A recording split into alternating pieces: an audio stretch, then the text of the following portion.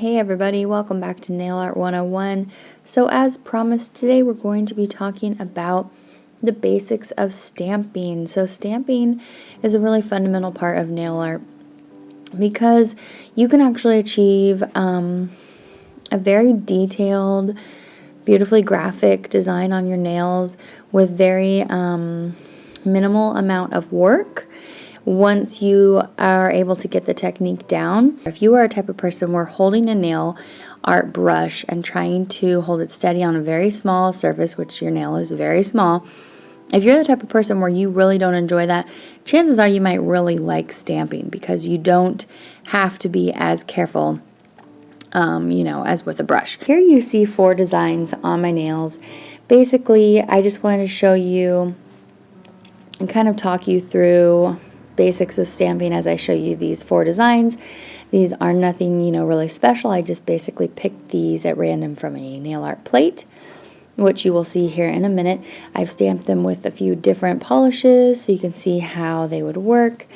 And I'm going to tell you what those are and also what I've stamped over, what the stamper that I've used is, and I actually have used a couple different stampers. So in the very beginning, when I first got into nail art, probably 3 years ago or so, I started out with a Konad stamper. Now Konad was one of the first brands to really put out a lot of stamping products. So here is my first Konad stamper, and it's a double-ended stamper. So on this side it has about a nickel in diameter, nickel size stamper on the end. As you can see, it's pink, and then basically on the other side it's like a dime size stamper, a green stamper for whatever reason that you may want a really small one or a slightly larger one. Here is the Konad scraper that came with the set. Basically, the reason that a scraper is important is because you're going to fill the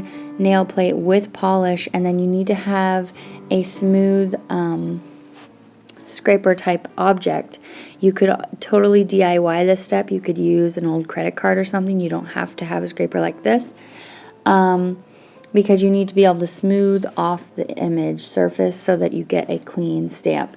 I actually found over time that I didn't prefer this one. I felt like it wasn't scraping the surface of the plate evenly, and that's a really important thing that you want it to be able to do, because if it's not doing it evenly, that's going to be one of the reasons it doesn't pick up well on your stamper.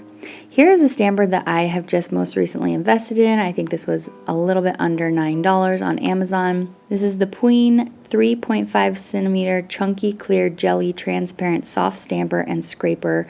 Well, the scraper comes with it. This is the soft stamper. As you can see, it's transparent. So the reason that that's important is because as stamping has progressed, somebody had the bright idea, I'm not sure if it was PUEEN, that if you could actually see through your stamper, then you could so much more easily, line up the placement of your image. That is huge. That was such a good idea on whoever's part it was that came up with that, because most of the reason why I didn't enjoy stamping was I was not lining up my image correctly, and you'll see me, model this here in a minute, but not being able to line up your image correctly on your nail makes it so frustrating, because if you don't get it right, then you have to wipe the whole thing off and do it over again. So when you're looking straight down through this stamper, you can just see your nail, so you can see exactly where the image is going to go on your nail. It makes it so much nicer. So the other nice thing about this is it's quite a bit bigger than my original stamper, so you can really get a lot on there. You don't feel like you have to just get the exact little spot that you need and line it up so perfect. I really do like that quite a bit better. And it has a lid on it, so technically you could go ahead and stamp something, transfer an image onto your stamper, put the lid on and save it till later. If you want to do something like making a decal or reverse stamping or something. Those are techniques we can cover later. Today we're just talking about basics of stamping, but we'll definitely talk about that more later. So I'm going to pull this out here. So you basically just take the lid off, and then I'm going to demonstrate for you how nice and squishy this stamper is. So much squishier than in that original one. Look at how soft and jelly that is.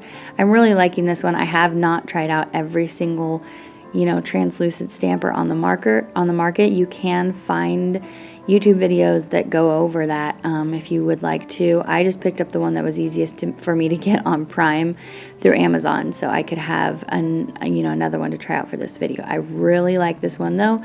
I do recommend it.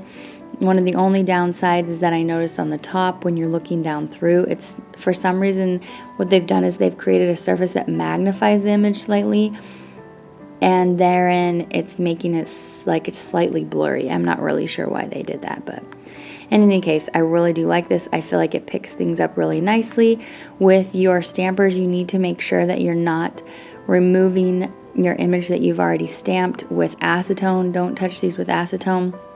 Instead, you can take a lint remover and use that to just take off the remains of whatever image you have previously stamped. Here is the scraper that they sent along with it. Like I said, you can just as easily use an old credit card. In fact, it might be even better. So anyway, there's that. So these are some of the first image plates that I ever started out with. This is not the first, but as you can see, it's pretty old. The PUEEN, pink dyed itself through the plastic. So here's what a very basic stamping image looks like. Now, like I said, this is not the first set that I ever had. The first stamping plates that ever came out were quite a bit smaller, so that they only fit the smallest nails. Now most stamping plates will be larger so they can fit most sizes of nails. So anyway, here's just like a basic, what a stamping plate looks like. The plate I'm going to use today is by this brand ejiubas+, and these are double-sided large plates, and here's what one side of it looks like. I wanted to test these out for you for a while. I was sent these for review, and so I wanted to test them so I could let you know what I really thought. My overall opinion is I really like these. I had a very good experience with how well these picked up. I feel like they are a very good price. You can get them on Amazon. Let's see, what are they going for? $13.99. It was a 2-count double-sided plate, and you can get this off their website or off of Amazon, and everything that I've talked about here will be linked below if you want to go purchase it. They're not, affiliate links or anything like that. But anyway, I am really liking these plates a lot. They're really easy to get a hold of. I was trying to look up some other plates that I'd used in the past, or that I'd been interested in using in the past, and I couldn't find them. These are like all over the place and really easy to get a hold of. So I do recommend these. I like them. I've tried just these 2 plates, but I really like everything I've tried so far. So I'm very happy about that. Just here's the second plate. Here's some more of the designs. I'm going to be doing basically 4 different designs. I'm going to use 2 designs off of the, the plates there, or the images that look more nail size, and then I'm going to do 2 designs off of this side that has, less traditional looking stamp images, but, work just as well. Another product that is really good to have is liquid latex. In this case, this is the PUEEN latex tape I purchased to go along with the items here that I've already shown you, the stamper. And I liked this product. I noticed it was very thin, very sheer. This is my first latex-like product to use. The reason why this is good is if you are gonna go ahead and make a big mess on your nail, as you'll watch me do, it's really good to have this so that you can just peel up the mess. It doesn't eliminate all messes, as you'll see, because anything very close to the cuticle will still be on your nail and you'll have to clean up with some acetone. But if you don't like having to use a lot of acetone due to a lot of cleanup, this could really save you some time. So yeah, I do recommend this. I thought it was kind of stinky, and like I said, I haven't tried all liquid latex products, but I liked this one so far.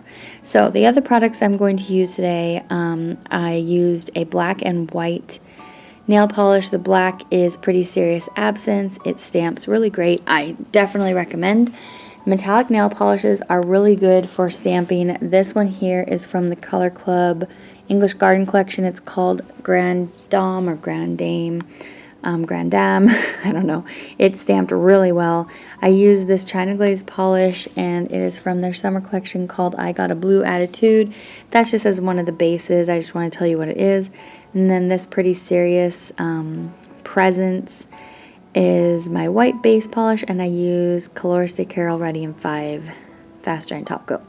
So here I am applying. I know we're finally getting into the portion here where I'm doing the tutorial. So I'm applying the liquid latex. As you see, I did get a little bit on my nail. That's not as important if you're doing this before you put down your base coat. If you're doing it in between the base polish and the stamping image, it can sometimes mess you up because then the image will peel up when you peel up the latex. So something to make of note. Just try to keep it off of your nail. So here's the first image I'm going to do. So you don't have to paint the whole thing. I just painted, one side here a little bit, and then you're going to take your scraper, you're going to scrape it in the direction, like that, so it fills up the whole image. See how that plate is nice and filled? So then I'm going to take my stamper here, and you can either roll it like I'm doing this first time to pick up the image. That's how it looks on my stamper. It picked up really well. Or you can just stamp it straight down.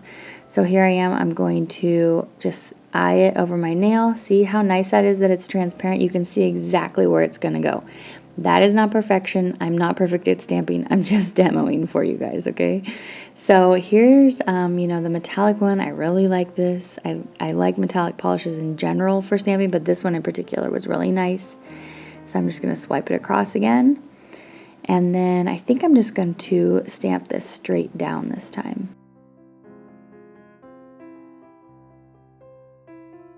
This time I'm just going straight down. No, I'm not. I'm rolling it. Sorry, guys. I rolled it. Look at how nicely that applied to the nail. So great. This is the third one. Again, I used the same metallic. I wanted to make sure it was on there. It was on there. I just couldn't see that well. So here I am going to swipe it again. Gets over on the kitty a little bit. But I'm just going to pick that up there. I just went straight down on that one and I rolled that again. It looks like I'm typically a roller. Lots of people have their different techniques. I have found rolling usually works pretty well. By rolling, that just means you go from one side of your nail and just roll the image across so that it kind of has a chance to go onto the nail and then kind of pull up easier. And see how nice that is? I mean, and I'm not even that great at stamping. I'm not even super experienced. So overall, I guess what I'm trying to say is I really did like both the plate and the stamper. I felt like sometimes those two tools can really work against you and not do you any favors when you're doing stamping. So make sure you have good equipment. If you've never tried stamping before, I totally recommend it. Like I said, I really enjoy it. It's a great way to, look at these images. I didn't have to try very hard, and I'm certainly not super experienced at stamping. Like I said, I have tried it at least for 3 years, but not in a, dedicated manner. This was me actually picking this back up after maybe not stamping for a whole year. So, yeah, you can definitely achieve really great images with not too much work. You just need a little practice. Like you can see on my pointer finger there, because of the fashion that I rolled it, it kind of took that image that looks like it should be straight vertical through the center of my nail, and it kind of, warped it a little bit. But, like I said, practice makes perfect. Practice with everything is going to help you out. We will definitely go over some more interesting things you can do with stamping next time, like making your own decals, reverse stamping, how you can fill them all in with color, and it gets so interesting. There's so many cool things you can do, but I just wanted to go over the very basics today. I hope this helped you out. Like I said, I will link everything in the description bar below, especially, the specific stamping things. You don't need to use the specific nail polishes I used today. However, I did enjoy them. So I will link all that below if you want to go purchase anything. Like I said, there's no affiliations here. I'm just presenting to you what I used. So I hope this is helpful. If you've been really thinking about stamping and you just weren't sure if you wanted to, I definitely say go for it. It's so much fun, and there's just a whole huge stamping world out there that I think you would really enjoy. So I hope you found this helpful. Please ask me in the comments any questions you may have. Yeah, let me know what you want to see as far as, more specific stamping techniques you'd like to see, or anything else you want to see show up in Nail Art 101. Hope you're having a really great day. Thanks for spending summer with me, and I will see you back for my next video. Bye! But when I put it up against all the other ones, I went with something a little bit more blue tone, like more than this even. So you're going to look at that and think, well, that's not super blue tone, but compared to my other ones, It is. So anyway, this is China Glaze Seize the Day. And when I put this up against the white and the blue that I had chosen, this was the one that just seemed